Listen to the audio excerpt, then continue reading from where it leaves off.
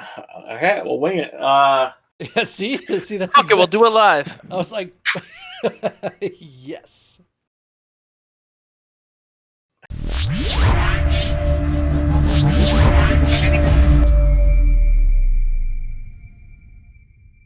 What's up, everyone? My name is Jeffrey Jewell. Welcome to the Modern Gamer podcast. This is our inaugural episode, and we wanted to take some time to introduce ourselves before we jump into the actual podcast.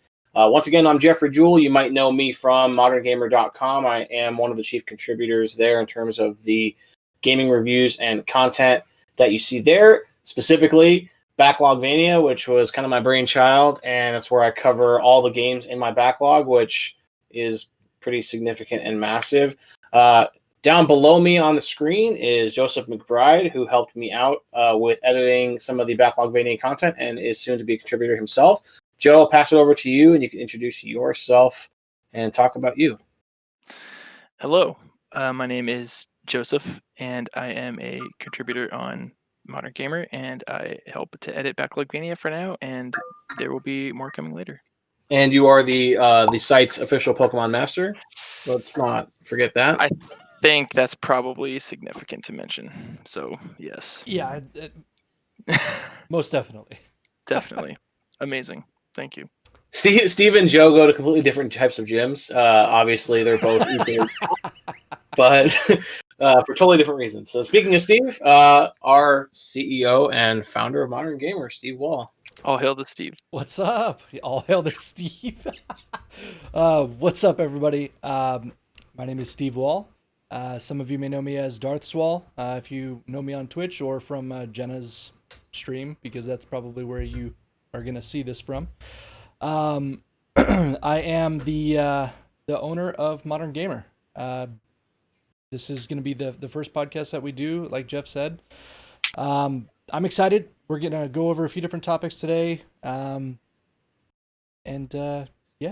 go. Joe's going to drink beer. He's also the resident alcoholic. If there's one thing I'm good at. Apparently, catching Pokemon requires that you be still on a six-pack at least. And if there's two things I'm good at, that's right. That's it. Pokemon and beer. Everything isn't on the list. It's just beer and Pokemon. What the hell else is there? Honestly. How do you hold a Switch, a kid, and a beer all at the same time? So this is interesting. Somebody sent this to me like right after I got my Switch. Somebody had 3D printed a Joy-Con holder, and instead of like the middle part that's where the just the junk part that just holds the two Joy-Cons together, it was actually like a beer like cozy thing, and it was just like you put the Joy-Cons in and you have your fucking drink and you can just pull it up to your drink while that's amazing. That's amazing. The most uncomfortable way to play Switch and be an alcoholic. It's like literally you're switching, right? I don't know. There you go. Dad Boo. pun. Fun fact: I did not know that the Switch that I have, the Switch Lite, was touchscreen until about a month ago. So that happened. Well, see, the great thing about the Switch is that it is touchscreen, but there's so few actual applications for it. There's not a lot of games that actually utilize the touchscreen feature. So it is one of those kind of like lost ideas. Yeah, I agree. And the one game where you think that it would make the most sense just came out probably 2 or 3 months ago is Mario Maker. You're like perfect, but obviously you can't use touchscreen on the big screen. So the only way touchscreen works is if you're holding it. I don't even know if that the touchscreen works on Mario Maker, but yeah, I don't like other than like navigating some of the stuff on the actual home menu. I don't really know. The only thing it serves its purpose is when my kids are sitting in my lap while I'm trying to play video games and they touch the screen and fuck with me. That's like the only purpose the touchscreen serves on the Switch. Yeah. My nephew was using it and I was like, what the hell are you hitting the screen for? Like my 4-year-old nephew. It's cool. Yeah, I agree. But it's basically there so that my daughter can touch the screen and absolutely ruin what I'm trying to do.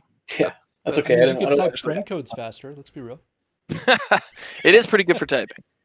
Nintendo's like, do people want like actual friend tags, like names, like, or do they just want to be able to type them onto a screen with their fingers? Yeah, definitely the second part. They don't want.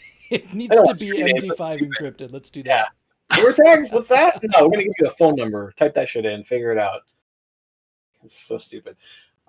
Cool. So the aim of the podcast, we'll talk about a couple different topics. Like Steve said, we're still trying to work out the kinks and see what we want to do and how we want to roll with it. We'll probably do some news, talk about some recent topics in gaming, the gaming zeitgeist, if you will. And then we'll go into a little bit of what we're playing. Obviously, you're listening to us on a podcast. You probably give at least partial care about what we're actually playing as gamers. And I think that you'll hear a pretty wide variety of titles and genres between the three of us, because knowing talking to these guys all the time outside of the podcast, I think we're all pretty different when it comes to some of the types of games we enjoy. And then we'll also talk about some new releases that we're excited about. So obviously as gamers, there's always going to be new games coming out, new games to add to our backlogs. Shit that we'll probably buy that we won't even necessarily play because we're too busy playing Pokemon or Animal Crossing or some other shit. So we'll go right to the shelf. For us not even open it out of the shrink wrapping for at least 2 months, and then we'll finally play it, and we'll be behind.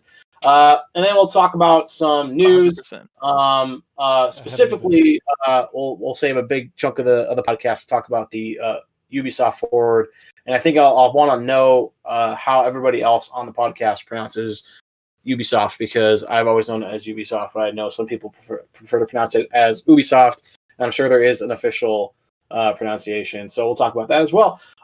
Let's jump into news. Wow. So first things first, we'll just talk about kind of what some of the more recent stuff. And Steve, I know you wanted to talk about the some of the stuff with Mixer, and kind of speak your mind and your thoughts about that whole kerfuffle and all the nonsense there. First, why don't you bring us up to speed on what that whole situation is even about? Yeah.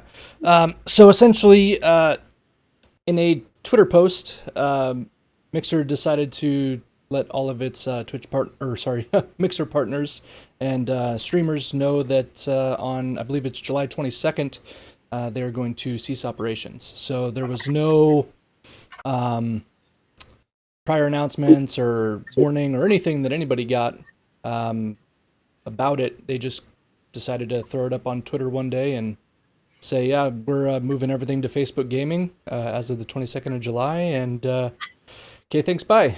And that was kind of the end of it. So Mixer was Microsoft's Yep. kind of answer to Twitch, right? Yeah, so obviously the biggest streaming platform right now is Twitch, followed up by YouTube for live streaming, and then believe it or not, Facebook Gaming is, I think, the next largest chunk, which is it's like 8% or something. It's not very much. And then you had like Mixer and I think D Live and whatever the other random ones are.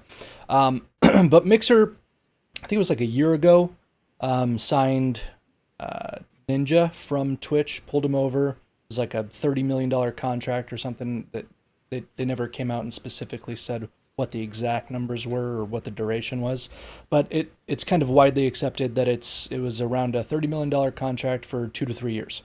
About 6 months later, they did a similar deal with Shroud, pulled him over from Twitch, and what's kind of accepted is it was around a $10 million contract for an undetermined amount of time.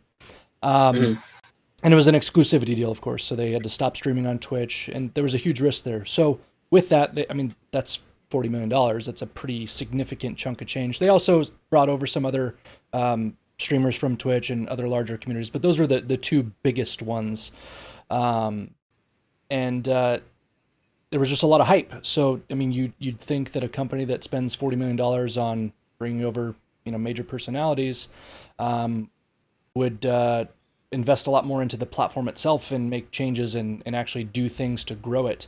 They spent all this money on those guys, and then they just kind of floundered around for the next year until they ultimately did this, which from a business side makes zero sense whatsoever.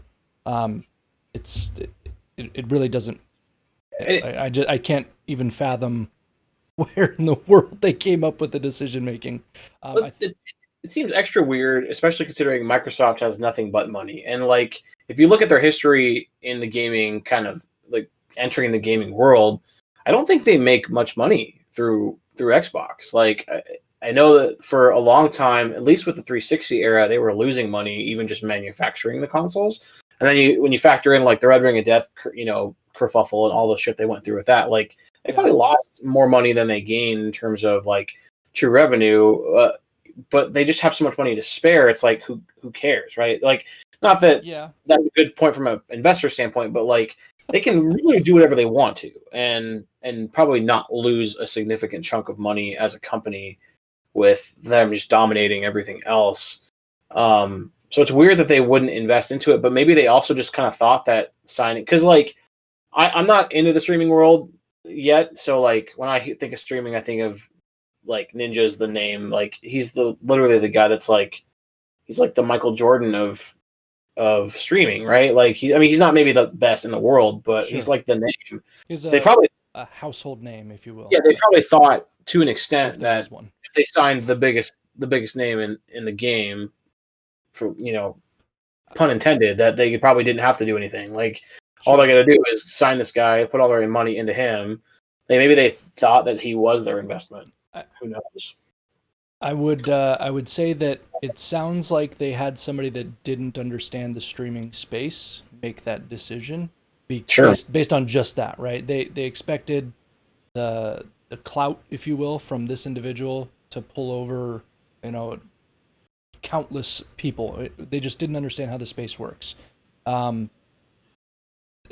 obviously didn't work out for them. But I mean, if you think about it, Microsoft has a history of just abandoning projects that they haven't really put a lot into because it didn't take hold right away. Zune is probably a good example of that. They gave the Zune a good honest try. I think they just didn't. They came out with multiple versions of the Zune. Like they're and their second version of the Zune was actually pretty good. The biggest problem the Zune had was that the iPod existed. Nothing was going to beat the iPod. And I'm pretty sure by the time Zune came out, it was already competing with the iPod like Touch / iPhone. So like they just relate to the game every time, right? Like well they relate to the game with that, but they relate to the game with obviously the streaming thing. And I think they just expected, this is going to be a major piece that we're going to get a lot of money from, and then I don't know what they expected after that. I don't know. It almost seems like they didn't have much of a game plan after that. There has been talk that, speaking of Microsoft, that there's rumors that they plan on trying to buy WB Games because WB is looking to sell their gaming division because apparently they don't like making money off their licensed property. So they're just like, cool, we'll sell it. And Microsoft, that if they pull a fast one and snatch it up, that's Mortal Kombat, that's the Arkham series, that's a big Batman. That's a big chunk of franchises that they could really use, because that's probably Microsoft's biggest disadvantage of the big three is that they don't have, aside from Halo and maybe Gears of War and Forza, they don't really have a significant first party lineup. Like they can't compete with Naughty Dog and Insomniac on the Sony side, and they certainly can't compete with what Nintendo has. So if they snatch that up and that they have the exclusive rights to fucking Mortal Kombat, like that, especially considering most of the new Street Fighter stuff comes to Sony first and then eventually will come to everything else, like that'd be a big get for Microsoft. That might actually put them on the precipice for the next gen race. Like, what do you guys think? If I had to stretch or think about as long term as I possibly could, I think that it does kind of go back to the Ninja and Shroud move, and that King Galathian or whatever the heck his name is that they signed and moved over as well. It all kind of they have xCloud. Are you guys familiar with what xCloud is? It's like their game streaming service. Oh yeah. That they're launching. So I think that they're games on your phone and stuff, right? Yeah, it's supposed to be like GeForce Now and like Stadia and like those types of things, but Xbox's version of it. That's called xCloud. So I think what their long-term plan was to build up the Mixer audience, to utilize that to push out the xCloud platform, which obviously didn't happen. Facebook gaming grew it was like 300% last year. They grew, I think it was like 3%. So they were just like, hey, we have an idea. Let's just take everybody that has a contract here, try to get Facebook gaming to buy them, utilize that platform. They're already at scale or scaling. incorporate xCloud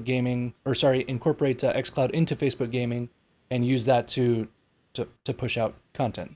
It's more discoverable. It's got your general people are on Facebook. I mean, everybody's kind of on Facebook.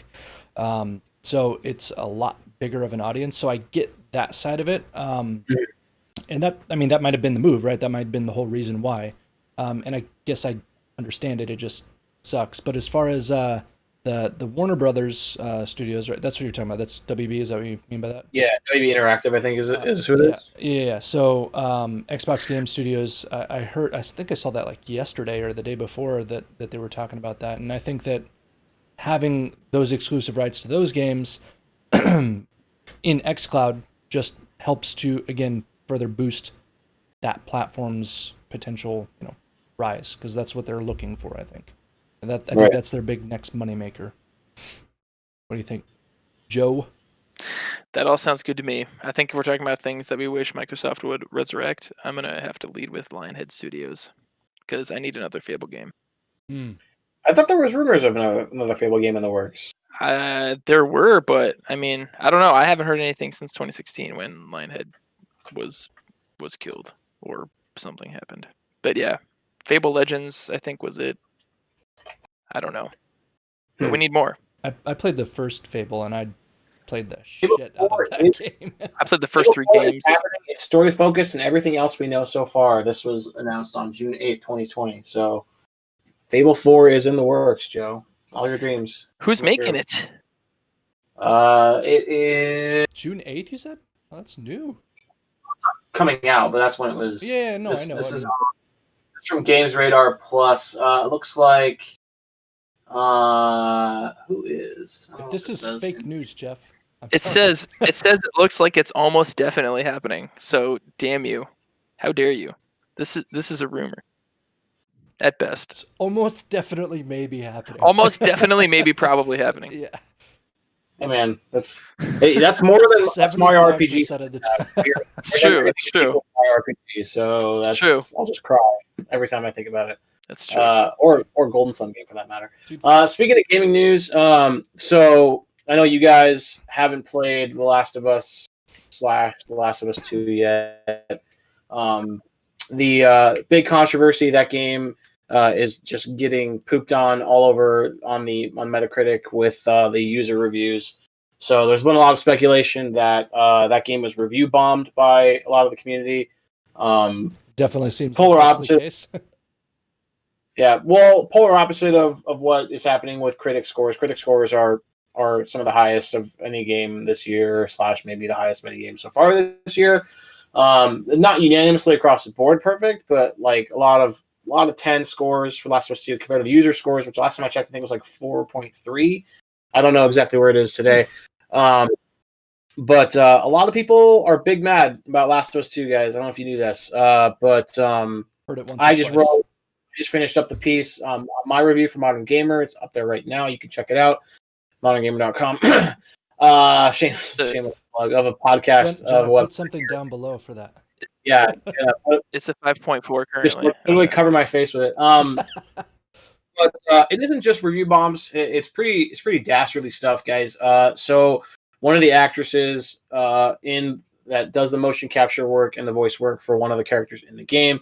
I'm not going to tell you guys who that is because spoilers, but she is a character in the game, and people don't like her character, guys, and they've gone as far as to send her death threats and other kind of nasty stuff on Twitter. So so stupid. It's real ridiculous. Dumb. It's real dumb. It's real dumb, and it's even more dumb when you're not like. If you go through Twitter and you kind of read the threads and you look at people, there, even the people who dislike the game, vast majority of the time, are still saying things like, "Guys, I hated this game, but still, this is stupid. Like, this is not how you express your opinion." And then on top of that, you'll also have the people who are just like, "Well, this is what you deserve. You know, you made a shitty game, and this is what happens. You make a shitty game, you're going to get death threats." So there's obviously toxic communities exist. They are. I'm entitled. and they are in your houses right now. They exist, so it's not just for Star Wars anymore. People, video games have toxic communities too. It's not just Star But Wars. Yep. Fucking well, I wanted to ask absolutely. what your thoughts were, This because part- all of this ultimately stems back to the game itself having such polarizing opinions. A lot of the critics, obviously, like I say, have very high praise for the game. The fans are pooping all over it on Metacritic and other websites. So some of this stuff stems back to the leaks that happened a Better couple get months that ago. Amusal. So Joe, you and I were kind of talking about this a little bit away from the podcast, but like, what are your guys' thoughts on reviews in general? Like, we have a review functionality on our site. We like to attach scores to games, but Absolutely. a lot of review sites, when they're talking to fans, those fans post their scores, and the fans aren't in the same position as a game reviewer, right? Now, we're not, Modern Gamer isn't an IGN type site yet. We're not getting free copies of video games to review 2 weeks in advance. Like, Asterisk. I like that. Yet. I like that. we're You heard paying that. our own out of our own pockets to play these games that we're playing. I bought my copy of Last of Us 2 to play it. I wasn't, gifted a copy from Naughty Dog. Naughty Dog, please let us know. If you ever like me to review your next title, I'm a big fan. Love Last of Us 2. No death threats to Laura Bailey, so please send me your copies of Uncharted 5 when it comes out. But is there a problem in gaming? Jeff at moderngamer.com. Just Yeah, slide that in there. at Geoff on Twitter, 3 E's. But there is it counter to gaming as an art form to attach reviews? Like, obviously movies do it, music has review scores, but like gaming being kind of different, where you can't just go online and stream, your game for free unless you're doing it illegally, like you can with music. You can't go, in most cases, you can't go rent a game for a couple bucks. You're usually buying the game for $60, or you're subscribing to some kind of streaming service, subscription service, where you're getting it, for a period of time. So, like, does it make sense in gaming culture to kind of have that review structure where you have critics getting these games for free and having a far more objective opinion, and then comparing that same review to Johnny Gamer, who is only $60 that he's going to have for a game for a month, and plopped it down, played a game that he thought he was going to love and ended up hating? Like, what are your guys' thoughts in that world? Steve, you want to go, or should I go? Go ahead. Because I got some stuff. Do it. So, I think that's a really interesting question. Actually, I think I was almost gonna say the advent of the internet, but it's, pretty late in the game. So it's not exactly new, but I think the most, I should say, I think the least interesting part of a review is the rating, right? Because I almost feel like there's this sort of inherent. It's a little bit like paper rock scissors. It's like, if I'm going to try to win, I have to think about what you're going to say, right? And then I have to do the opposite. And so it's kind of like there's this inherent flaw with the review, because if I'm going to give a review, it almost can't be good or glowing, because then why are you even bother reading it, right? It's like there's nothing interesting going on unless you're going to try to shit all over it, which I know is not 100% true across the board, but I think is sort of a default position to me, right? It seems to kind of be the case. It's like critics have this reputation across industries and across mediums, be it food or art or whatever, for the ones that we've all heard of are scathing, right? And I think there's a reason. For me, a game review is interesting and worthwhile when you can read what the author's takeaways are, or their interpretations are, and it's kind of less about what did you think about it in on an objective number scale, and more about what are the actual sort of nuggets of insights that you've mined when it comes to playing the game. So that's kind of my take. They're a little, I think they're kind of superfluous, but I also find them interesting, if that makes sense. Do you think reviews are designed inherently to feed into confirmation bias? Like people go, because I found myself listening to and reading reviews for Last of Us 2, knowing that they were going to be negative, because that's a vast majority of what's out there. Yeah. I feel the opposite. So I was looking almost for confirmation bias, like listening to reviews, waiting to hear people who because like I kind of wanted to feel like I wasn't the only person who had the opinions that I had, right? Like Absolutely. I should be the person feeling this way about this game, Sure. but I'm also in the minority, right? Like of fans and not like big time critics or AAA critic reviewers or game reviewers. A lot of those guys like the game a lot, kind of aligned with them, but like I was almost looking for little guys, to share Right. that opinion. So, Absolutely. Yeah. I think it's like a lot of things these days where there will maybe be a pervading opinion, and if you feel contrary, there's going to be maybe a pocket or a segment of people that are going to want to hear what you have to say. But I think overall, for whatever reason, and for better or for worse, if you disagree with, oh, Last of Us 2 sucks, then you're gonna kind of get branded, right? And no, I don't think that's cool or the way that it should be. But I think I don't know. It kind of depends on what lens you're looking at it with, right? Because overall, this industry is about dollars, right? But then it's also about for those of us that are this way inclined, it's also about an art form, right? So like what's going on, what's being communicated, what's being expressed, and I just think it kind of depends what your personal opinion is. And there's this old and games have for the last couple years particularly really been the target of this kind of slogan, um, uh, like go woke, go broke, or get woke, go broke, or whatever, right? Like I remember back in the days, like Pacific 3 and all of that stuff, and it was just an absolute shitstorm of just, in my opinion, kind of ridiculous stuff. Whatever. But yeah, I mean, it's all about, well, who do you agree with and who do you disagree with, and like who's this for, and is it pandering and whatever. And I think we need to get further away from that lens, and we need to try to get more toward the lens of like it's art, right? You'll like it. It doesn't need to be a personal, it doesn't need to be a hill that you die on. You know what I mean? it's funny. It's funny you mentioned that. I want to go to Steve next, but like when you say the go woke or go broke thing, I don't know if you guys watched Patriot Act on Netflix with Hassan Minaj.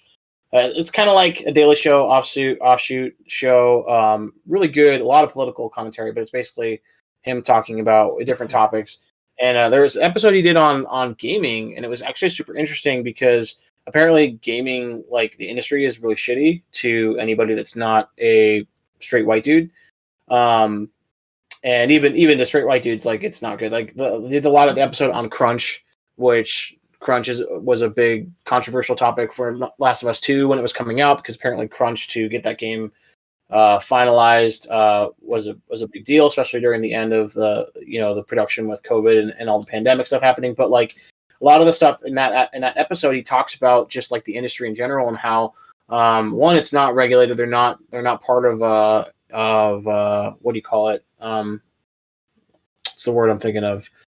Union. There's no union for gaming like workers.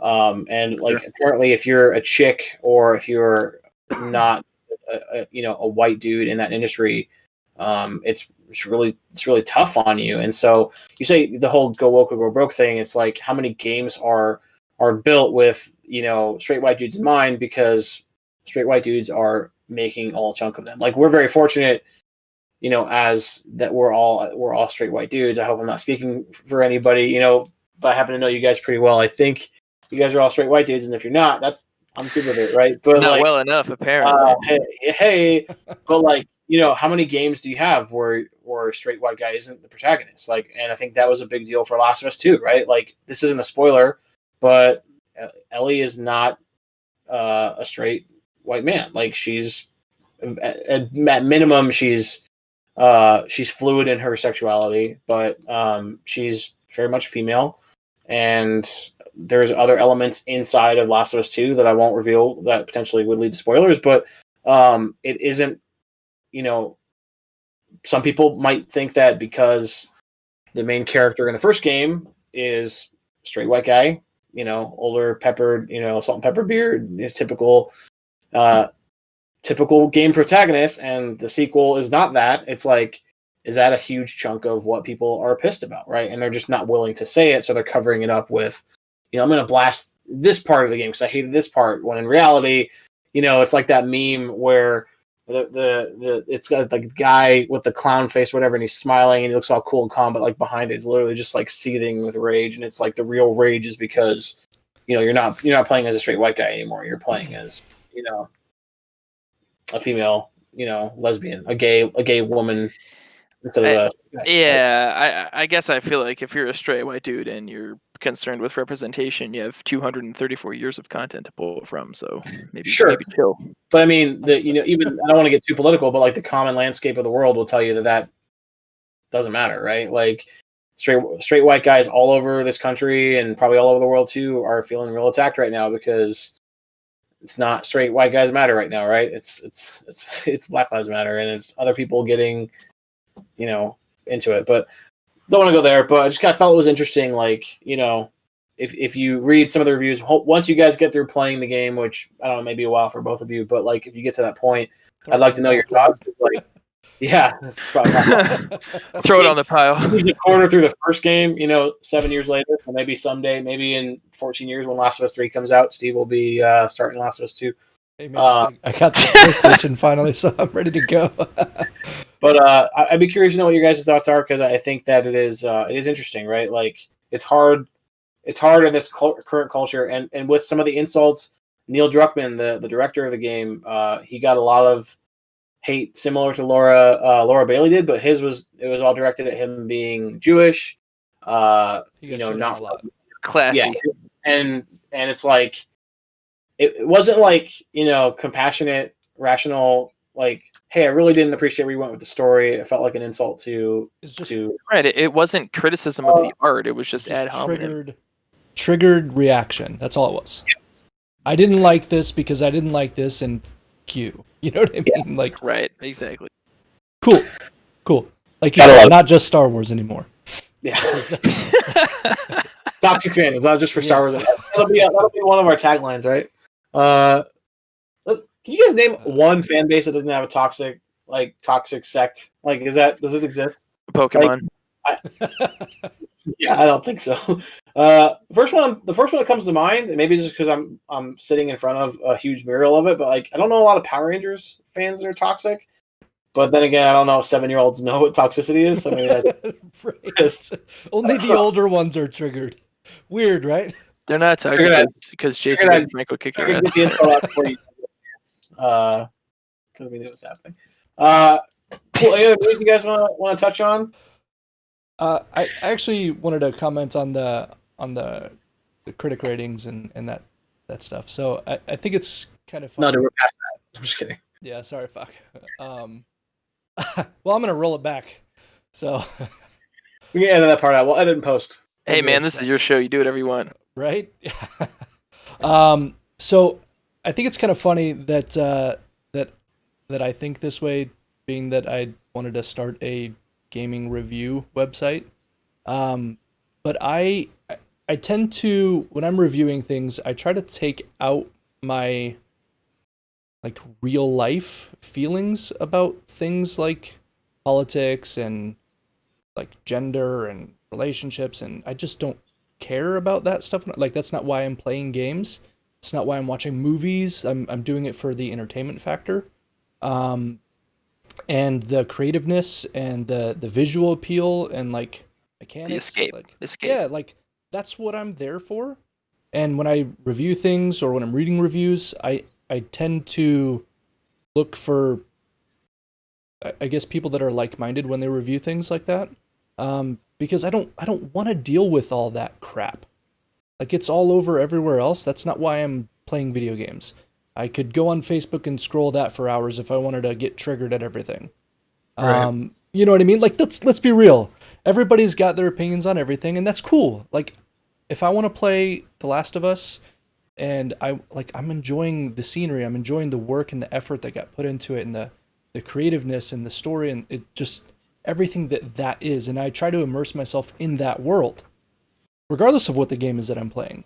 And when I review games or when I watch movies and I'm thinking about reviewing a movie or something or talking to a movie, somebody about a movie, That's where that's the angle that I come from, and I feel like I always have.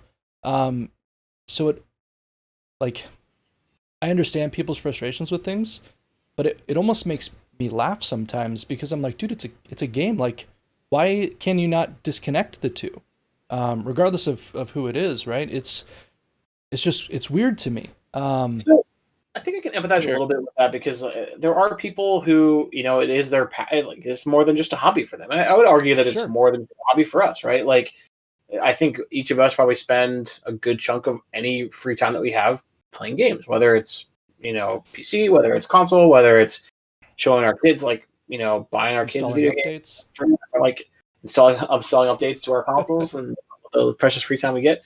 But like, I can see that perspective of like people like, hey, I put my hard-earned $60 down to buy this game because I really wanted to just sit back and escape for a couple days or a couple hours every day for the next 2 weeks to get the experience that I wanted to escape. And then they might feel like they're having, in the case of like The Last of Us 2, social justice warrior crap thrown in their face, right? Because they interpret a viewpoint other than their own as being something that's just trying to get them to, buy in or whatever. Like seeing a gamer be forced to play as a lesbian, protagonist versus the typical 10 other games they have in their catalog that are straight white dudes might feel like somebody's pushing an agenda, which I guess you could make that argument, but I look at it as like, like you said, Steve, it's escapism, right? Like sometimes escapism isn't playing as another straight white dude. Sometimes it's playing as a chick, right? Or as as a lesbian elf woman, like lesbian elf woman, or a fucking dragon, or nobody gets mad about Spyro when they're talking about pushing agendas, right? Like, oh, I gotta play this dragon. Like, nobody ever questions Crash Bandicoot, right? I can empathize with somebody that feels very strongly about a particular area and not wanting to be forced to do something. So I suppose I can get behind the idea of like being upfront, that hey, this is like where we're at with this, and if you don't like these things, maybe don't play this game. So I think that's fine, right? But at the same time, like nobody's forcing you to play it. Sure. Like you can choose to not play it, and there you go. Like, sorry, like, oh, I'm sorry that you. Sure. I mean, this actually reminds me of I don't know if you guys have seen Future Man, but there's a quote from the first episode. Why would anybody play video games if they could do a bunch of really cool shit in real life? So it's like that's the whole point, right? It's to and video games are less hard. I love how we threw a Future Man quote in there. That makes me happy. Future Man, get it done. So yeah, it just I don't know. I mean, I don't want to beat the horse, but it's the horse is dead. The whole point is. I don't want the horse to be dead. The horse is dead. At this point, it's on fire. It's probably getting death threats from people who didn't like the last video. The real question the real question is, did it die from COVID, and how close to me was it? It most certainly didn't die from COVID, but was it at school? We're probably going to do a postmortem on it and find that it had COVID, regardless of whether or not it was killed from. And whether or not it did. It was Lil Sebastian, and he's dead now. R.I.P. Cool. Any other gaming news topics we want to talk about? We got a pretty wide breadth of gaming styles here. What kind of games are you guys playing right now? If you're like me, you're playing 4 or 5 games at once, like 5 minutes at a time. So what's what's in your console? ER. I'm by that I mean it's downloaded games because everybody plays digitally. Sure. So let me think about this. I'm probably embarrassingly still not done with the Final Fantasy VII remake because I've really been taking my time with that. Plus, I don't have an insane amount of free time.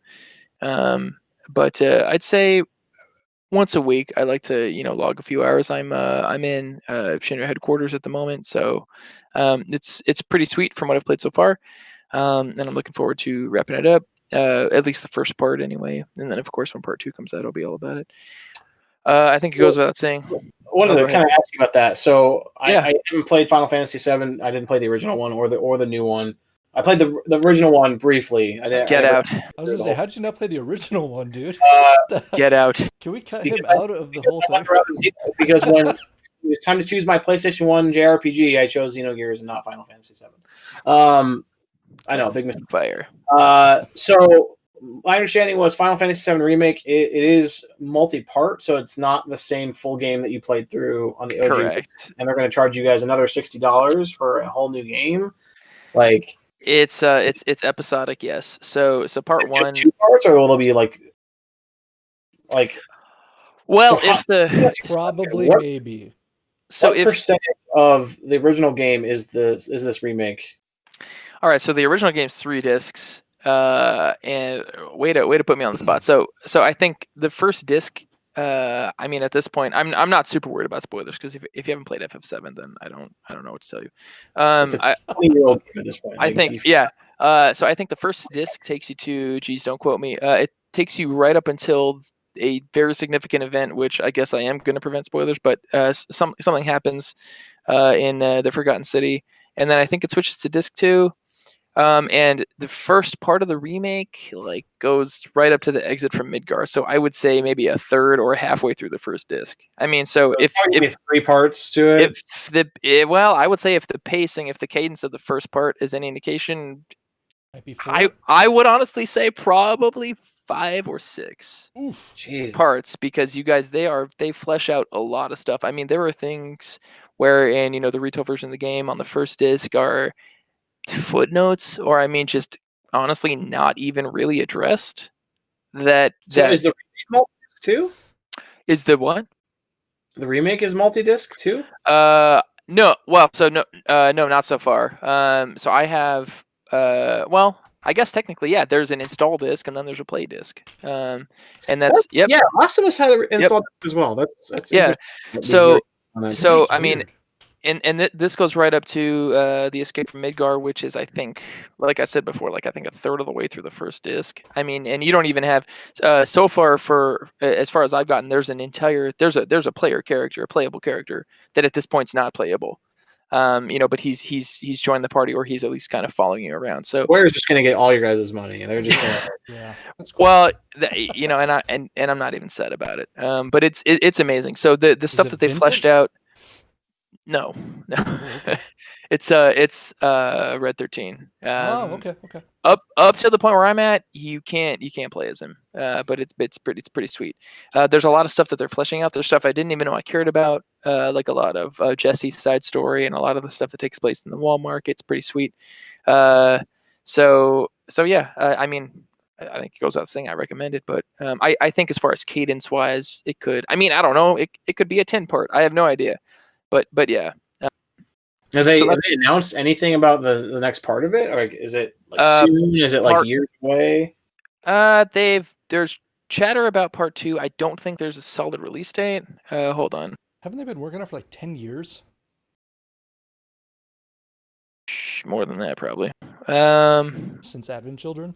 I mean, like on and off, right? And then, well, I mean, we're talking about, Square they've gone, full 1080 on this. They've in the past said, hey, guys, we know you want it, but we're not remaking it, to the point where obviously it's a thing. Yep. Let's see. Part 2 is proceeding as planned. No confirmed release date in sight. We have no way of knowing for sure when part 2 will be released. So I'm going to go with we don't know, but probably, I mean, a couple years. If the depth of part 1 is any indication.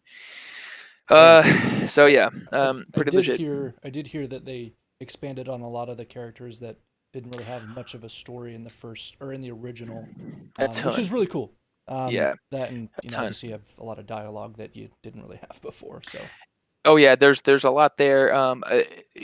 The sect that you're a part of, or I guess the group, organization, whatever you want to call it, Avalanche in the first group, it's definitely like a story point. It's not something where I feel like if you played through the retail version, you'd miss that, but you don't really get into, what are Biggs and Wedge and Jesse up to, and you don't really get to see Biggs and Wedge.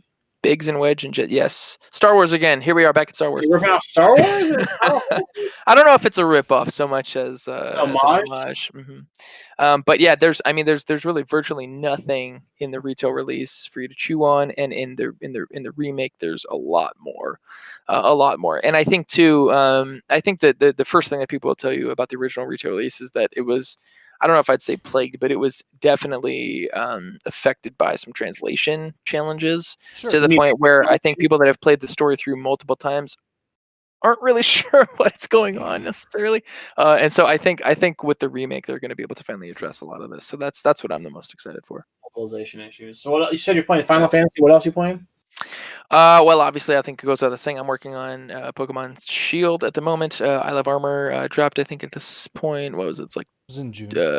yeah, June. So it's been a few weeks. So that's pretty sweet. I'm through that for the most part, and my praises there would be mostly QOL things that I think I was really hungry for as somebody who plays competitively, and just the ability to, because they released Gigantamaxing and Dynamaxing, and it was kind of this like. To be honest, before I Love Armor, it felt a little like, tacked on or just a little ham-fisted, like sweet. So we've spent all of this time, collecting and breeding and raising all of these, lethal things, and then now all of a sudden there's Gigantamaxing, which is basically just random dice rolls, right? But then with I Love Armor, they introduced Max Mushrooms, which actually lets you apply or remove that attribute if you aren't into it. And there's finally sort of a strategy element, being able to decide, how do you want to battle? Because anybody that's played it, I think they'll tell you a lot of those GMAX moves have some added effects, and you can set weather, and you can do all sorts of craziness. Very similar feeling to the Z moves from Sun Moon. So I'm excited for that as well, obviously. So yeah. And then I think that's essentially it. PC wise, I've basically just been playing Vermintide for like forever. Vermintide 2.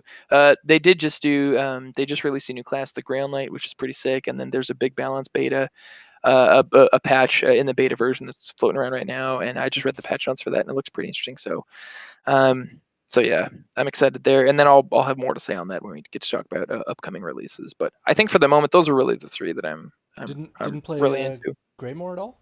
I thought you would have been on that for sure. I definitely was ready for it. It came out, and I think, I don't know, for whatever reason, I think just a life kind of happened. But no, I haven't been into it too much. I was actually kind of hoping maybe you'd have something to say about that, Steve. I've played very little of it. Samesies, yeah. I was super stoked about playing it, and it came out. I've gone through like the first 2 quests for it. I will say that I find it remarkable that Bethesda has found a way to monetize Skyrim again. Yeah, because it's not like we weren't all playing that shit for the last 10 years anyway. I still haven't. I can't tell you how many times I've uninstalled that game and reinstalled it. Oh, me too. Like, I gotta put this mod in there. And when Special Edition came out, I bought it, and I'm not even gonna try to lie to you. So yeah. I have the Legendary Edition, and then that edition, and I'm like, it's an insane game, twice, and it's worth every penny. But then I was like, half my mods don't work for this edition. God, I was so pissed. But it's cool. Yeah, it's cool. It is, and no bullshit. I'm pretty sure I bought it on Xbox One and PC. So I bought it. Fuck me, I guess. Xbox, and I have it twice on the PC. So it's the best. Yeah, I almost bought it on Switch, and then I was like, what the hell am I doing? And then I realized Alexa can play it. So that's for sure. Yeah, so that's fun. But yeah, no, I played the like prequel quests for Greymore. Harrowstorm, I believe is what it was called. Yeah. And then I got through, like, I went into Western Skyrim, obviously, and I'm in Solitude. I've done like the first couple quests there. I will say that my first, I don't even know what they're called. I was just in the middle of doing one of the beginning quests for it, and in the base game, there's those like rings that come down, and it's like the giant circle thing with the chains that come down. I forget what they're called. It's like a little They're like Oblivion Rifts or something like that. Almost. Something like that, right? So there's those in Western Skyrim, but it's like a gigantic freaking gargoyle vampire thing, a bunch of werewolves, and they're insanely difficult. It's pretty cool. I stumbled upon it, and I got the shit beat out of me. But it was a blast. So there was that. So played a little bit of that. Haven't gone too much into it beyond that. I've been playing a probably disgusting amount of GTA RP. On We were just talking about it. yeah, on in it's sliceoflife.com, I believe, is the server. It's a 5M server, so if you're familiar with what that is, it's all just role play. But been playing the crap out of that, and it just sucks the time right out of you. You'll start it and be like, oh, I'll play, and then next thing you know, it's 4 a.m. and you're like, oh shit, get God, it's so true. Yeah, it's a struggle, especially with this one. It's like, so the server that I'm in, you can only have 55 people at a time, and there will be people that wait for hours to get in and play for 30 minutes, and then the server ends up like rebooting or something, and they have to do it all over. But it's crazy. It's a blast. So I've played a lot of that. I got the PlayStation specifically so I could play Horizon Zero Dawn, Final Fantasy VII Remake, Hell yeah, and man. The Last of Us. And then, of course, I saw the little Steam pop up a day or two ago that Horizon Zero Dawn is out on PC in August. So I was like, oh, bye. So I have it twice now too. So that happened. Incredible. Yeah. I'll probably wait until the PC version releases so I can play it there. Because this is foreign to me. I'm not good with a PlayStation controller. I had an Xbox for forever. I had the last PlayStation I owned was I think a PS2, and then it was just Xbox from there. So that thing is just weird as hell to me. Started playing The Last of Us though a little bit. I'm enjoying it so far. I could definitely feel the age that it has, but it's fun. So you keep saying that it feels the age. It's literally one console gen, dude. It's not. I'm saying mechanically speaking, like it feels clunky. Spoilers for Last of Us 2. It's not that different, man. Like it's pretty similar. So you're gonna be miserable. Yeah, it's cool. I'm excited for it. Might just throw that lower on the backlog now. I mean, I'm looking forward to playing it. I realize it's a little old, but I've heard nothing but good things, and it seems a little bit like it was literally one of the last a holy grail, so if not the last significant release on the PS3. So it's not even like it was like early PS3 shitty stuff. Like I'm not it saying was it's shitty, Jeff. He's on the defensive, homie. Obviously, this game is near and dear to my heart, and I'm one of the few plebs who like the second one. So I am enjoying playing it. You just have to realize that I've played PC shooters and things like that for so long. Enjoy it more, Steve. Enjoy it more. All right, I'll enjoy harder. Jeff, what is it going to take to get you outraged about this? What's that? What is it going to take to get you outraged about Last of Us 2? I couldn't tell you without spoiling the game. So these are going to be great conversations to have in a year when you guys are all caught up. In a year, think I'll finish it in a year? I don't know, man. It's a lot of pressure. 25-hour game, I think the first one is. It's scary. Don't make me play it. Yeah, man. What else are you playing, Steve? I actually picked up Greedfall. It is actually really fun. It came out in, I think it was September of last year. I never heard of it actually prior to just seeing it on Steam, browsing through like featured games and whatnot. It got super good reviews on Steam, like the user reviews as well as critic reviews. I think it's like 8.5 and 9.5 were a lot of the critic reviews. It plays kind of similar to like Dragon Age, without the, at least so far, the ability to switch between different players. Just like the combat and stuff like that feels very similar to that, where you have a party of 2 or 3 people, and you can pause it to pick whatever specific spells you want to use or whatever to kind of help out plan out your attacks, if you will. But it has a lot more customization than Dragon Age does, to where it almost feels like, not quite like Path of Exile's customizations, but you can you can be a mage and you can have a hammer and a pistol instead of just using spells and stuff like that. It's more open. You have a primary focus, but you can kind of do whatever the hell you want. And I really like games like that because I hate being locked into specific things. I like to experience whatever I feel like experiencing, and that part's kind of nice. But visually it looks really nice. It's kind of almost like old colonial. Like I was gonna say, look, based on the art, it looks like colonialism slash Revolutionary War era, like dress attire kind of thing. So yeah, very very much that visually. Hamilton the game. Yeah, kind of, but it's not based on any kind of real events or anything like that. Sure. Don't throw away your shot. That's the tagline. Yeah. I played the like the pre-story for like an hour and a half or 2 hours, and then I got on the main ship that you're supposed to get on or whatever, and then it did like the opening cinematic where I was like, Jesus, this is another Red Dead 2. I'm gonna be here forever playing this game. So I promptly shut it off and went to bed. I'm never gonna see my wife again. I know. I was like, I need to stop or I'm gonna be here till tomorrow. Like, yeah, it was a lot of fun though. So that's kind of what I'm playing. I am playing the Pokemon Sword and Shield Isle of Armor now that it's out as well. Yes. I do quite enjoy the Sword and Shield game. So sick. I'm just stoked that there's finally a Pokemon based on a drunken boxer. It's just the coolest thing I've ever seen. It's so dope. The rabbit guy, is that what you're talking about? That's the Rapid Strike Urshifu, actually, the legendary that you get from Isle of Armor. So he's got two forms. Are you talking about the little teddy bear dude? Yeah. Yes. That's Kubfu, and what he evolves into. There are two possible dojos you can go train him at, and one of them is based on drunken boxing kung fu, which is just fucking cool to me. I dig that. His name is Kubfu. Kubfu. That's right. That's right. He's a little teddy bear ninja. That's right. And he's adorable. The names of these things are fire. Yep. And I went with the water one, and his name is Sunken Master because I have nothing to do with my time. So the water one is how you get the drunken yes. Yep. Good to know. Good to know. Yeah. Jesus.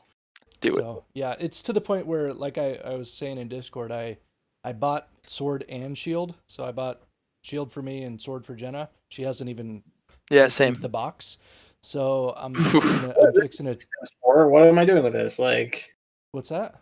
She's like, this isn't Sims 4. What am I doing with this? Yeah, she wanted it. I didn't even. This isn't Animal Crossing, Cooking Mama, or Farmville. So that's the thing. She was like, "Oh, I really want this game. I want to play it. I don't know which one." I was like, "Well, this is the pack that has both of them. Let's just buy it. I'll take one. You take the other." So I was like, "Which one do you want?" She's like, "I'll take sword." So I was like, "Cool. I'll play shield." And I beat it in like 3 days, or beat it.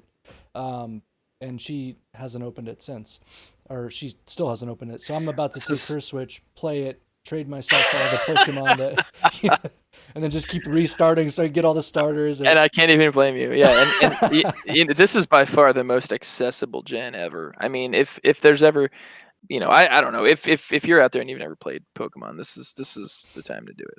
Well, Joe, we were talking about toxic fandoms before, and you were saying that Pokemon doesn't have toxic fandom. I know you meant that largely as a joke, but there's been a lot of controversy with this gen, right? Like a lot of hardcore Pokemon guys. I know even at one point you were talking about not being into this one because a lot of the hardcore elements have been kind of stripped away. And we have one mutual friend who is like says I'll never play another Pokemon game again because this gen totally soured him on it. So the thing I think that has a lot of people kind of salty, or at least maybe a lot of the longtime franchise fans, is that apparently in transitioning from the 3DS to the Switch, there are RAM or storage space or whatever you want to call it, issues, problems, difficulties, challenges that can't be overcome when it comes to the amount of data required to load the entire national dex. And when I say that, I'm talking about all 870 some odd, I think, at this point, of the previous generation Pokemon into the game. So there's a limited dex, and so that is contrasted to, Ultra Sun, Ultra Moon on 3DS, which was the last title before this, where, ostensibly anything you had collected over, the last 20 years of distributions from, Dream Ball Pokemon to anything that had come out directly to any promotional stuff he had been given was all fair game, right? You could transfer it up to the current gen and use it. And then now I think there's something like maybe a full third of the decks is available. I mean, we're talking, and there's big stuff. Like there's a lot of the mythics that aren't available. There's a lot of even Pokemon from Gen 2, that people at this point have been for 20 years, into that can't be transferred into the current gen game. So it's a little bit of just kind of a niggling bother, right? It's not something for me ultimately where I was like, nah, I'm not about it. But yeah, like you were saying, there are people who apparently that's enough of a thing to prevent them from wanting to play it. So, but I mean, as far as controversy, I don't know. I think that's kind of it. I think the only time where this particular franchise really starts to get toxic is if we start to look at maybe some of the contributors online, on YouTube and stuff. And I don't want to say any names. And then of course, when we get into looking at the VGC championships and things like that, there have been rumors of people cheating and whatever else and hacks and this and that. But so maybe that. But again, I still wouldn't call that toxic. So many games anyway. Like there's It almost is. no game that you can play that somebody isn't in a competitive scene Correct. cheating.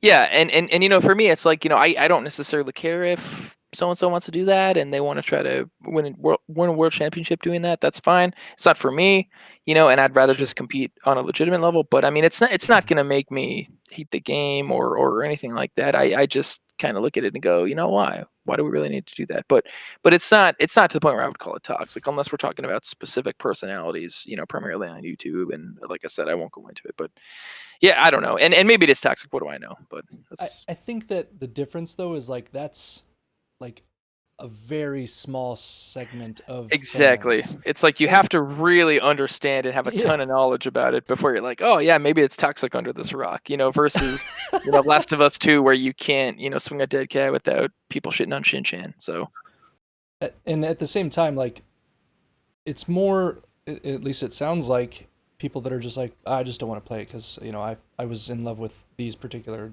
elements or characters and they're not in this one, so I just don't really want to play it. and It's totally different. personally, I think this happens anytime a franchise people- jumps a console generation, right? Because it's like, well, now I have to buy a Switch. Okay, they'll get over it. They'll eventually buy one, But Sorry, for now, they're a technology holdout. So advances, whatever, Right. I don't like the fact that I have to upgrade anything ever, but like I do. So Before we got started, I was just looking at stuff that's coming out that I'm looking forward to, and I saw Hellblade 2: Senua's Saga, and it's coming out for the Series X, and I'm like, shit. Well, I guess I gotta buy one of those. Computer too, either way. I know, right? Eventually. Yeah, I played it on PC and the first one, and That game. My buddy Lance, he's the one that wrote the review for it on the first one on the site. He was like, dude, you have to wear headphones. You have to turn it up as loud as you can. Absolutely. He's like, played in the dark. Dude, I was so impressed. So Ninja Theory released, they had like a vignette that came along with the release that I got. I think it was even just with the standard version. And they had a whole thing about the making of and how they really were messing with like the oral to that's AU or for like, for the sound to try to really just get it to be, they wanted it to feel like it was in your head, coming out of your own mind, because it's a commentary about mental illness, right? And it was Yep. it blew me away. It blew me away. It So was insanely impressive, and that was go I by think, the Senua. first game, right? Yeah, oh, as far as I know, yeah. I don't think they've released a different one. I'm so stoked for the second one. It's not even funny. So underrated. Same. So let's talk about that then. What are some of the other games you guys are looking forward to? What's coming out soon within the next 2-3 months? It's got your appetites wet. Well, of course, I guess I'll take the low hanging fruit. There's another DLC for Sword Shield coming out that I'm looking forward to. We're going to see some Galarian form variants on some of the classic legendaries from Gen 1, particularly Zapdos, Articuno, and Moltres. So that looks cool to me. There's a Vermintide. I don't know if you'd call it a mod, but basically Fat Shark's releasing a version of the game called Versus, which is really similar to, if you think back to like Left 4 Dead days, where you were finally able to play as like the enemy faction. That's coming out. Looks pretty dope. I don't know if this is the next couple months, but Cyberpunk 2077, which of course is the next big game from CD Projekt, of Witcher 3 fame, which I don't feel like I need to talk about anymore.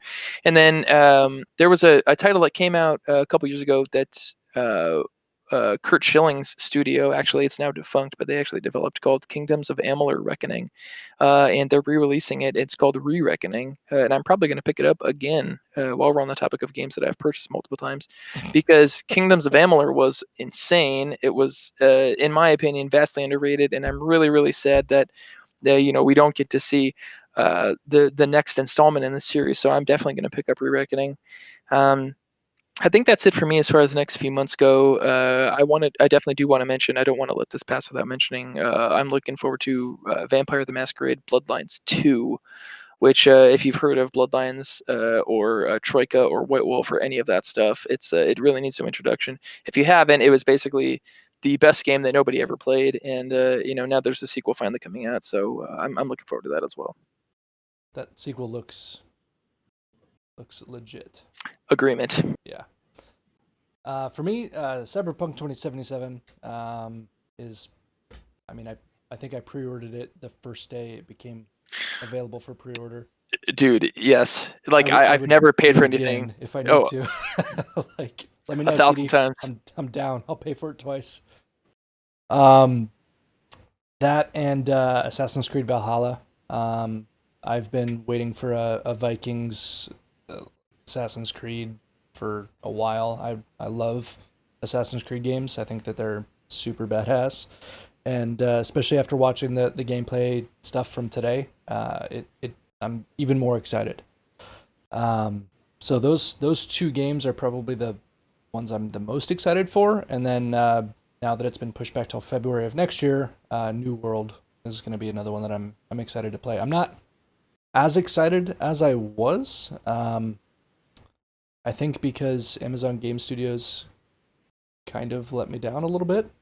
They've pushed that game back like 3 times now, which I understand with everything going on right now, and I'd rather them push it back than release a half-baked game. I don't need another EA, thing going on with like what Anthem was.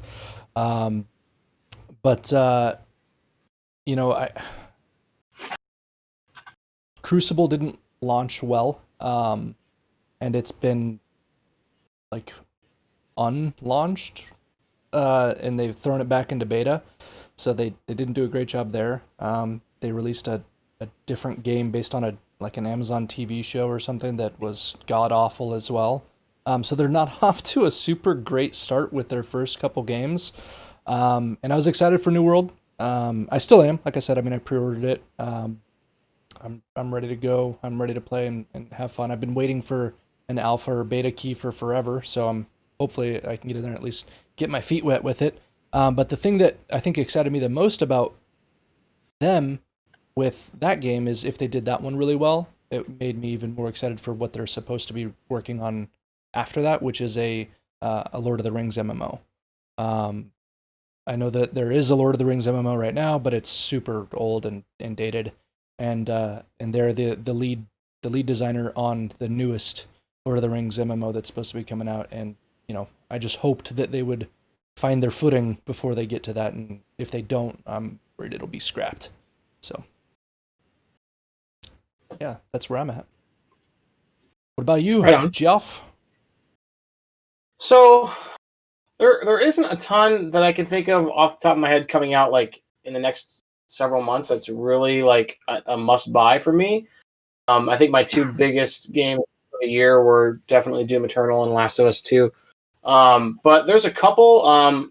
One game that I'm excited about coming out, and this was announced, I think might have even been early this year or late last year. There was a title called Golf Story, which was an indie game studio based out of Australia, I believe. I don't recall exactly who it is off the top of my head. I have to go back and look. But it was basically a 16-bit RPG, but the RPG also incorporated golf elements. So it's like rather than what would replace like a battle in an RPG was more of a golf mini game essentially. And the golfing mechanics were very similar to Camelot used to make the Mario Golf game on Nintendo 64, and they also did Hot Shots Golf series on the PlayStation 2 and PlayStation. So I was always a big fan of those games, even though I'm not a huge golfer. I always liked golf video games for some reason. And Golf Story was a game that like it hit all the marks for me. It was like a golf video game and a 16-bit RPG, kind of like this really like not taking itself too seriously, very Earthbound-esque. That same studio is doing a sequel for specifically or exclusively for the Switch. It's called Sports Story. So rather than just be golf, it's going to incorporate a couple different sports elements, which that has me pretty excited. I don't know enough about Ghost of Tsushima. Yeah. But now that I have a PlayStation 4, like it's kind of hard not to see the hype for that. Sure. Same thing with yeah, it looks amazing. I don't know. Couple days, doesn't it? Yeah, I think next week, both that and the new Paper Mario game also come out, which also looks pretty interesting. I don't know if I'll get either of those games at launch, just because Ghost of Tsushima sounds like a massive game, and I just don't know if I'll have time to play it. The one game that's probably a must-buy for me in the next couple of months is Tony Hawk's 1+2, the remake of those games, because as a 90s kid growing up, I put a lot of hours into Tony Hawk 1 and 2. Yeah. And it actually looks like a final return to. There's been a couple different like half-hearted remake / like HD versions of the earlier Tony Hawk titles in recent years, and apparently they're all dog shit. And I'm just glad that I dodged those. This one looks like it finally won't be. So I'm excited about that. When did they come out? When did they come out, or when does it come out? Yeah, the remakes. 1-2 comes out in August, I believe. August or okay. September. So soon. Barring any obviously delays or crazy bullshit. As far as sports, I don't know exactly when. I thought it was supposed to be like summer, but I haven't heard anything about it in recent months. It's not even on like the Switch like new release like upcoming. One other game that's coming out this year, I think it's later in the year, the next couple months, but Harmonix is doing a new music game. Don't recall what it is off the top of my head. Let me look it up. But it looks interesting. It doesn't actually utilize like peripherals or anything like that. Like the Fuser? Fuser, yes. So it looks like it just incorporates the regular control setup for whatever console you're using. But I'm excited about that. There was a game that came out when I got the Xbox One by I think it was Harmonix. It might have been that used the Kinect, which is really cool. It was Disney music something or other. Super fun game. Pretty much the only reason we used the Kinect other than turning the Xbox on and off again. But it was really cool. It was a game I could play. Yeah, it was a game my wife played with me, which normally we don't like the games that she plays. Like she's on our Switch playing Animal Crossing, and that's pretty much the only game I can get her to play. But like music games or games that are simple, that are focused on a simpler concept, are games that she really gets into. So I think that'll be a cool one for us to get that will like. So those are probably the some of the ones that are coming out. Like there's nothing like I want to get into Cyberpunk. I want to like be excited about that game, but I've never played The Witcher, so I don't know any CD Projekt Red's history. I know it's probably an amazing game, but it just hasn't like as much as people tell me to play it. It's just one of those games that I haven't gotten around to picking up and playing. Much to the chagrin of Joe, who has a shrine to The Witcher in his house. But yeah, like, and Steve probably like. Go on. Sounds cool. Like it looks like a cool concept. Probably a little bit more of my wheelhouse than The Witcher, just because I'm not a big sword and shield guy as you guys are. Like I'm not really into Lord of the Rings and a lot of that stuff. So Cyberpunk seems like it's definitely more my wheelhouse, but it also sounds like a massive game. And like I need my games to be in small bites, or it has to be powerful enough to where I want to stay up 4 hours past when I should be sleeping to play it. And like, there's just not a lot of games that do that to me. Just think of it like a medieval Last of Us. What's your The three? Witcher? Yep. That'll get it done for you. With a lot less controversy. Actually, probably not any less. So a lot more vote. frankly. Yeah. It's a fantastic game. pretty much what I'm excited for. Can't really think of anything else off the top of my head. It's been a slow year. I feel like you named like 10 games. Yeah, you covered a lot. You're like, my backlog is gonna get really big this year. Yeah, but I don't know. There's not a lot of games. It's like, I can say about games that I've already played that I haven't even played yet that I'm really excited to play because I've bought a bunch. Like I'm excited to play Xenoblade Chronicles. Haven't played it. Shovel Knight. I think the thing that you're getting at though with like Cyberpunk and those games is it's just they're so big and you don't want to just put the time into them, right? I mean that's no, I want to put the time into them. Like if I was still single and just like if all I was doing was working and coming home and play video games like I was in my early 20s and mid 20s, like sure I'd probably go pick up Cyberpunk. Fuck yeah, but like. Yeah. I remember how long it took me to get into the first Mass Effect. Like I was at Best Buy because I worked there, and I'm looking at like I'm in the checkout aisle, and I'm like, Mass Effect, Call of Duty, Mass Effect, Call of Duty. I'm like, cool, I'll buy them both because why not, right? I got money to spend, and like I get home and I'm like, I'm gonna try this Mass Effect game. Nope, I right into Call of Duty, and I think I didn't do anything else but Call of Duty for like a month and a half, and it was just like. Because Call of Duty just sucks you the fuck in, and at least it did at that time. Like I don't play them anymore, but like Modern Warfare, the first one, like I think everybody was going for prestige points in Modern Warfare. Like I don't know anybody who wasn't into that game at the time. Sure. It's like by the time I finally pulled myself, not like enough, like put the heroin down to play Mass Effect, and I was hooked on that, and it was like cool. I'll just like wake up, I gotta work. I have to work for 4 more hours. Cool. I'm gonna put 3.5 of that into Mass Effect and see where I get, right? And then get home from work, do the same shit, right? It's like responsibilities. I got to change diapers. I gotta see where Commander Shepard needs to go in this next mission. I got more important things to do, right? Yeah, dude. Not anymore. Which is why the Switch is great for dads because I can do this and then I got to change a diaper. Cool, but when Blippi's on TV, I can play my games on the Switch. That's the best part about it. Why? They knew they were targeting dads. They're like 36-year-old dads need to play their video games, or their kids are hogging up the TV. Fuck it. Let's build a portable system. Let's fucking go. That's fair. Know your audience, all right? Best of the best audience. Yep. All right. So let's talk about this this fucking Ubi. Okay, let's get this out of the way. Let's talk about this Ubi. Shit. Ubisoft. Are you sure? Ubisoft. I mean, I'm pretty confident about this. I'm dying on that hill. Ubisoft. I'll die there with you because if it's Ubisoft, whoever named it is wrong. Definitely Ubisoft. Because because my opinion's better.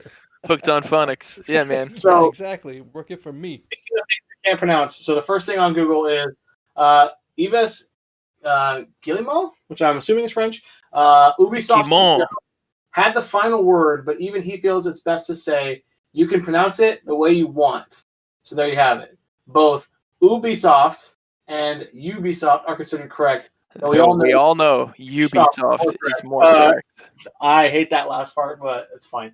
That's because Ubisoft. This is like the GIF discussion of. I mean, video games. I guess I don't call it Uber. So GIF. I think you mean GIF. It's also a French company, though, so Ubisoft. Oui, It's definitely a GIF, though, for what it's worth. No, it's GIF. And that is a hill I won't just die on, but I'll be buried on the hill if I have to. And if the hill is somehow taken down, I'll be in the rubble of that hill. It is GIF. So where's that Geoff guy? Right? So Steve, you were the only responsible one of us, or lacking responsible one of us to actually get. I'm the only one that doesn't have shit else to do, so I watched the live stream for 2 hours today. You watched the live Ubisoft forward stream. Stop it! That's the last time you do that. Oh god! Not only that, but I was like 2 hours early. I was just like sitting here, and then they started a pre-show like with an hour to go, so that was neat. Dang. So tell us about it. Yeah, so there's. What was it like? So it was very freeing to not have anything else to do. Um, uh, Cool. yeah. So no, I mean Neat. honestly, they went over several different games, showed some gameplay footage. The big ones obviously were Watch Dogs Legion. Um, either of you familiar with that one? I'm familiar with the first two. I haven't played them, but I understand it's like Grand Theft Hacker, right? Like it's Yeah, that's probably a pretty good explanation actually. Grand Theft Hacker. It's on paper it was one of those where I was like, I don't know, this game looks terrible, and then I played Watch Dogs and I was just completely. I will never go back to not being fully here for it. So yes, Oh, that's good to know. Because I got watch yeah, Watch Dogs 2 was free if you watched yes, the live stream. yeah. I actually the Twitch drop was glitched, and so actually anybody with a Ubisoft account is getting the game, which is pretty cool. That's super So nice. Yeah, yeah, the during the whole live stream they had a thing that was what like if about you people who have Ubisoft account? Do they no, Ubisoft. no. it's only Ubisoft? They actually get charged extra for the game. Um so they had a bunch of like live drops and whatnot, and for whatever reason it just kicked me out, so I didn't get any of that stuff. And then they put on their Twitter that like, hey, we know that nobody's able to log in right now, so we're just gonna give everybody this stuff. So that's kind of neat. Hopefully they do that. But anyway, they showed probably about 10 minutes worth of gameplay footage of Watch Dogs Legion, which looks super sick. Basically, it's what you kind of get with the rest of the Watch Dogs games, but you can play as literally anybody. So you have to recruit people to your cause, um, and like I really don't know the setting as far as who the bad guys are, who the good guys are, as far as that goes, because I'm not huge into Watch Dogs. I've never really played it, so I don't know if it's feeding that same story from before, or if it's a brand new story. But essentially, like you have your main antagonist group, and you can actually recruit people that work for that group to infiltrate it, and you can play as them, and like it's super super in depth. And I for a long time I thought that they were just gonna kibosh it because I just didn't think that they would be able to actually do it with scale because that's so many playable characters. Um, but supposedly they figured it out. So I'm hoping that it doesn't have like a very small amount of NPCs. That's how they came up with it, and it's still actually a dense population like they showed in the gameplay trailers. But that one I think it comes out October 29th. Yeah, I think Quick. that's right. Was there already like did people already aware that that game was in development, or is that Yeah, just like a quick yeah. drop? No, it's been talked about for a little while now.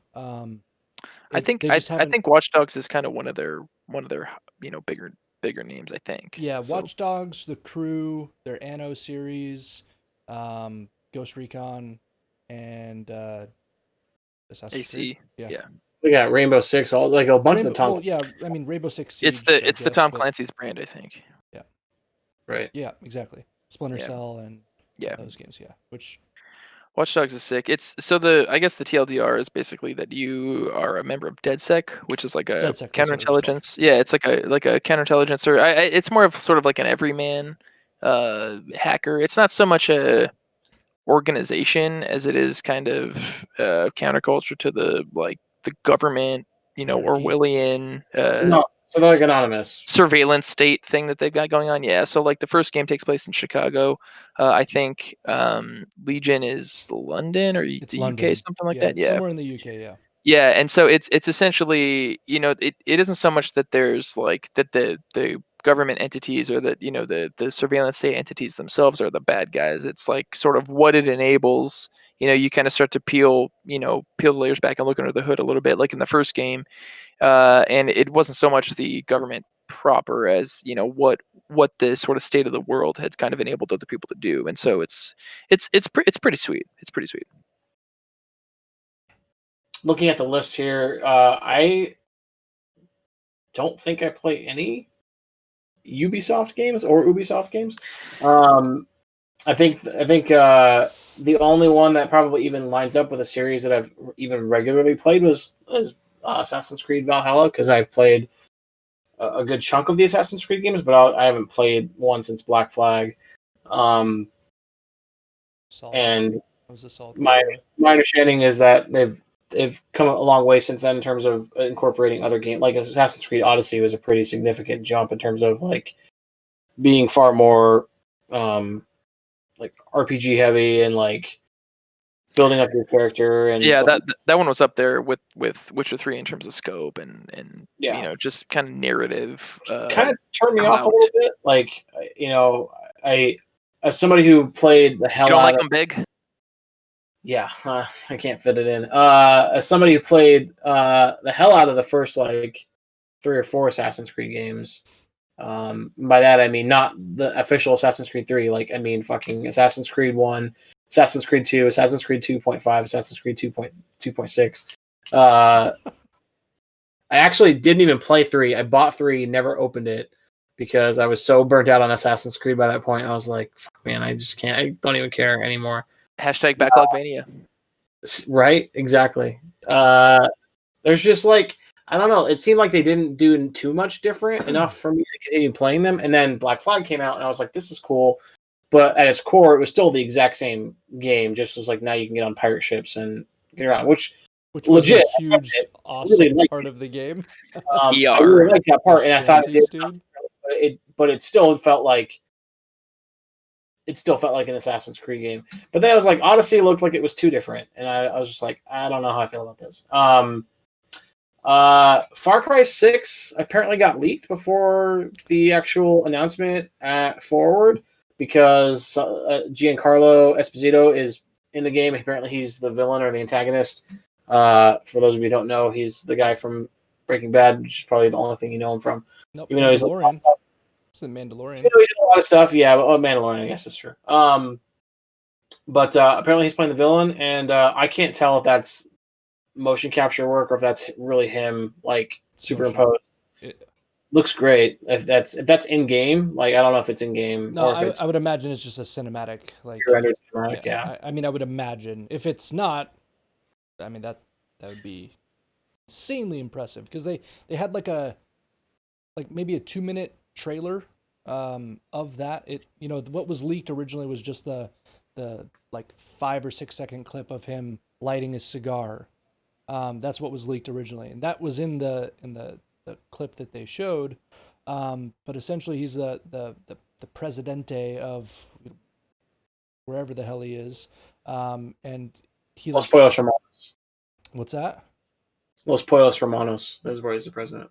Got it. That's a joke. It's Breaking Bad. That's the restaurant he owns. Come on, Steve. Got it. I didn't watch Breaking Bad. Sorry. Get it together.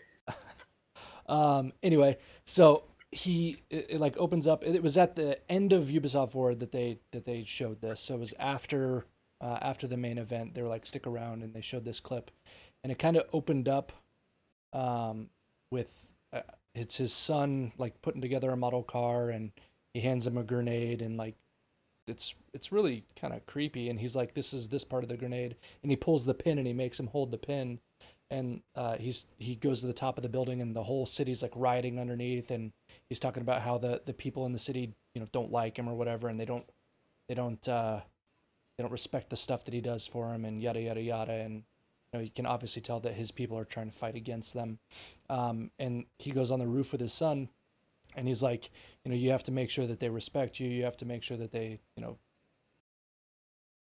you keep them in check. Basically, is the messaging that I kind of got from it. And he's like, "Are you gonna, what are you gonna do about it?" And it stops before he It's either. very Machiavellian. Yeah, dude, it was intense. And this is a little kid, holding this grenade, and you kind of expect, like, does he throw the grenade into the crowd, like what you kind of feel like he's being led to do, or does he do something else? But it cuts the scene off, and then it's like I think it was February 21st of 2021 is when the game's supposed to launch, or sorry, February 18th. So a lot sooner than I expected. With how little we actually got to see, there's no like actual gameplay or anything that said like in-engine footage or anything like that. It was just the cinematic trailer. So that I'm kind of iffy on whether or not that February 18th date is actually going to be the case, or if that's maybe when we'll see our next update. But yeah, that's what it was for that. It looks super badass though. Just from that little clip, I'm intrigued. Again, I don't have a lot of experience with the Far Cry games, but I mean, like, is there an overarching narrative over the previous 5 games where this somehow ties into that, or is it just a brand new story, brand new everything? I believe they're all unique. I mean, the only Far Cry that I've actually played is Primal, and that definitely doesn't fit into any of the other ones that they had because that's You're like a caveman in that one, right? yeah, Like, exactly. It's Primal. It's way back. Um, so I don't believe that any of them tie in. Maybe Joe, you might know. I'm not sure. I'm not sure either. No. Yeah, but either way, cool. Modern Gamer is the name of the website, and none of us played Far Cry game. That's cool. Maybe we'll add that to the. they're on to my our, backlog. I have Far Cry 5 downloaded and everything. It's just never played it. I've seen some of the trailers and some of the footage, and I got very I don't know why. Maybe I'm totally just an idiot, but I get a lot like Turok vibes from I could see that. Modern Gamer, and we're talking about a game from Forever 1990s. ago. Yeah, it's cool. That's fine. But no, I don't know why I got Turok vibes from it for a long time. Some of the visuals on the earlier games, like Turok 4, or not Turok 4, like Far Cry 4 5 looked amazing. Like, Focus. Maybe I need to play one of these games, but I don't know. It just seemed like, I don't know, the first person shooter like landscape is so saturated, like, and so few of them like just blow my mind in terms of like draw me to like drop money and play them without having ever played any of the previous ones. So I don't know. I don't know how you guys feel about it, but anything from the list that is like an immediate buy for you guys aside from Steve and Assassin's Creed Valhalla, because obviously that's like number one. Do you guys think you'll snatch up Dogs Legion? I don't. Go ahead. Oh, I was gonna say I don't know about immediate, but I'm definitely gonna get Legion at some point. Fair.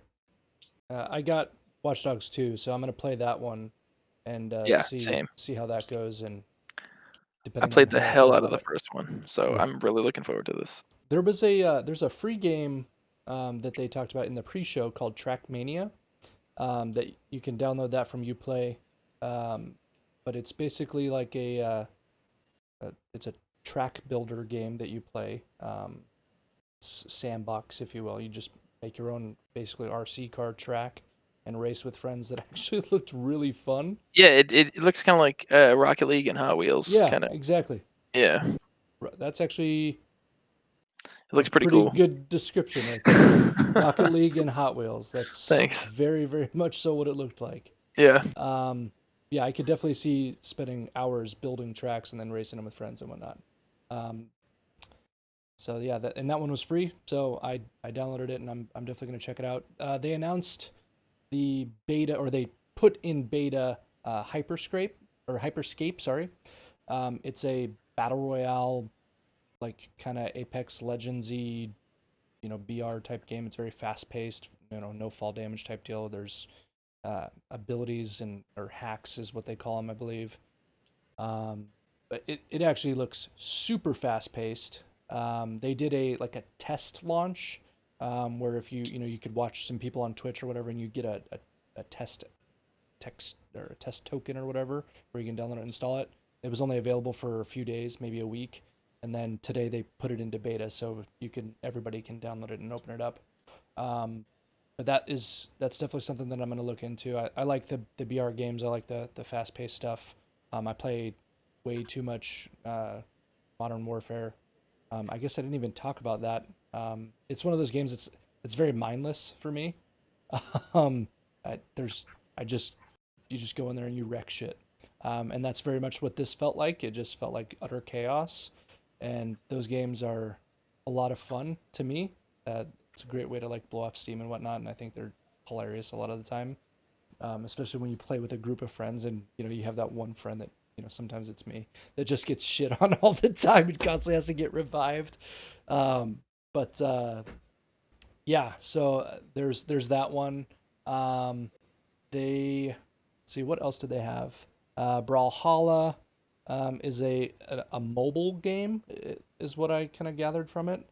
No, Um, I think they're releasing it on mobile based on what I oh, was just okay. reading. It's kind of like Smash Brothers. They have like It looks that way. That's why. It's yeah, like it looks very Smash Brothers esque, and it looks like they've incorporated other like some third party characters from other franchises. That's kind of like their draw. Like, why would I play this when I can play Smash Brothers? Well, you can play fucking Crash Bandicoot or whatever. Like, I don't know what Yeah, characters they're you bringing, but can like some be third party Splinter ones. Cell Looks like dude.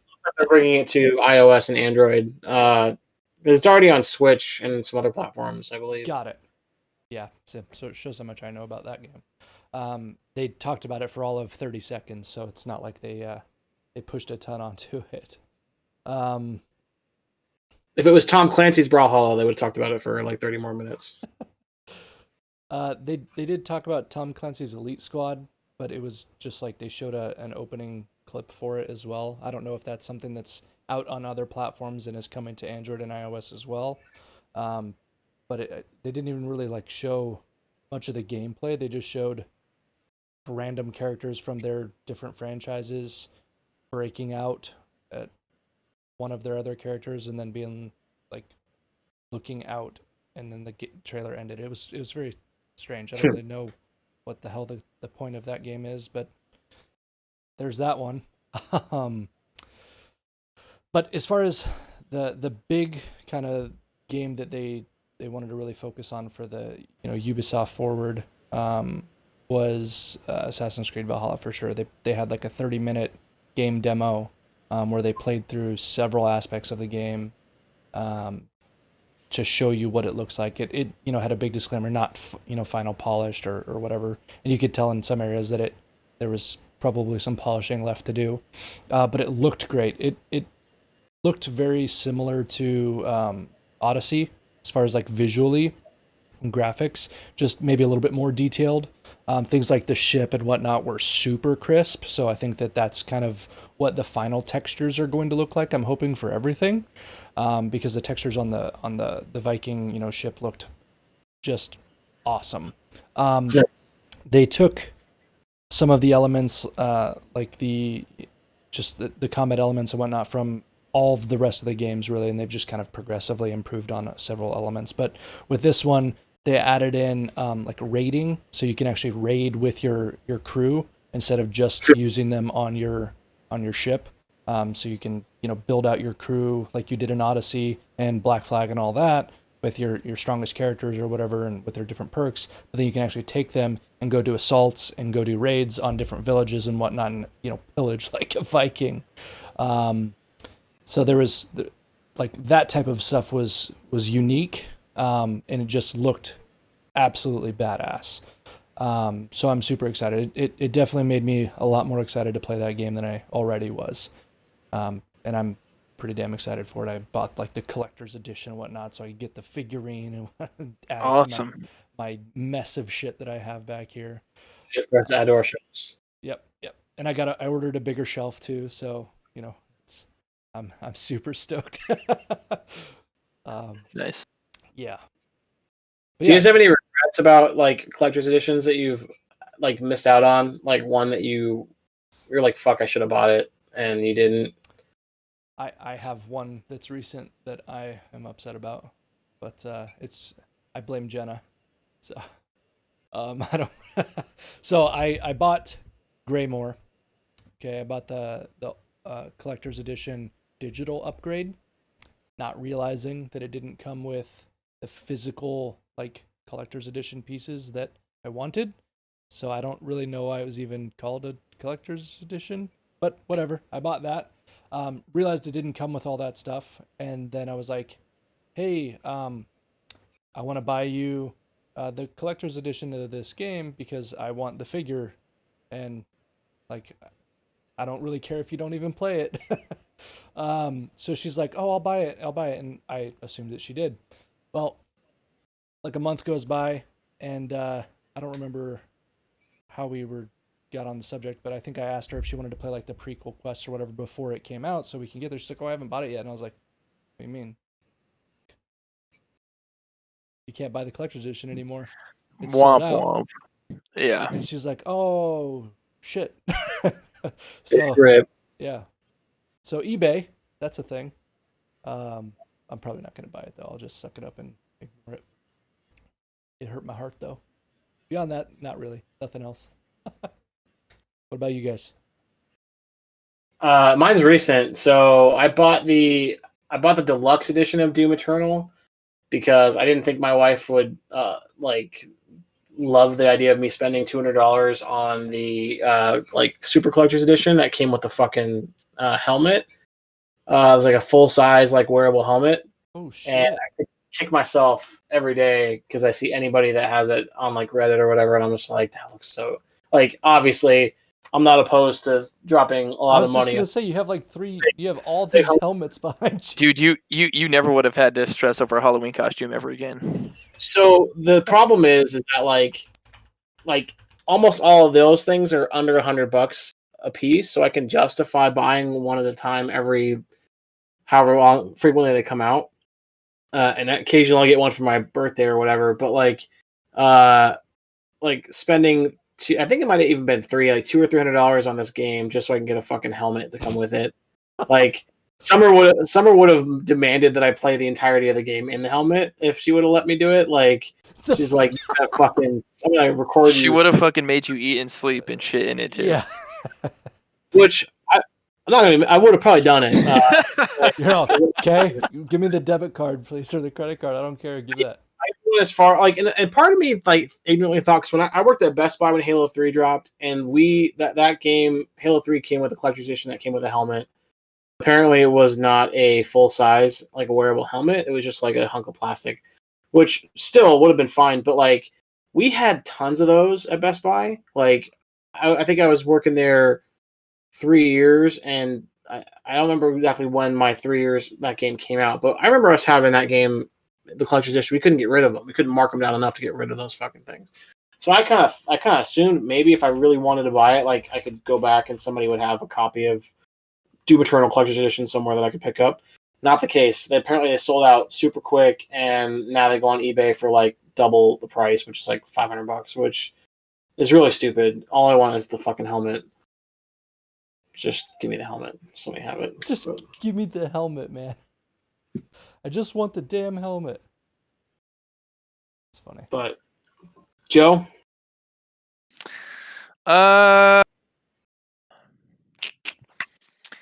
No, I think the last few that I've wanted, I think I've gotten. I mean, I'm thinking back. Jeez.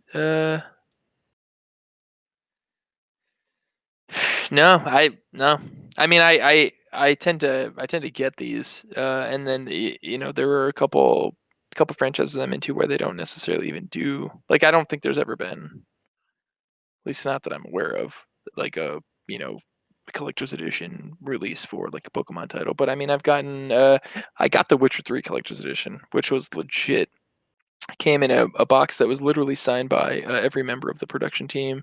It came with a steelbook. It came with a soundtrack. It came with all of this shit. It came with an actual metal Wolf School Witcher medallion. I mean, it was just absolute fire. It was pretty sick. No, I don't think I have any regrets. I think maybe, well, so this could count.